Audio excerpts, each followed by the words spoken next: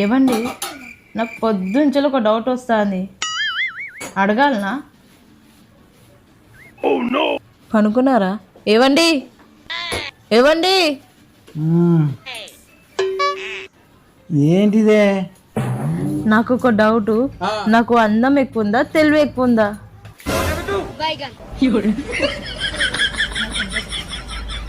రెండూ లేవు. ఎందుకు?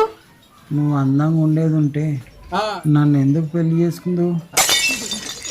అదే నీకు తెలివి ఉండేది ఉంటే పెళ్లి చేసుకుని నాతో ఎందుకు ఉండేది? సరేనా, నాకు నిద్ర వస్తుంది, నేను పడుకుంటా. Good night. ఇంత టాలెంటెడ్ ఉన్నావు.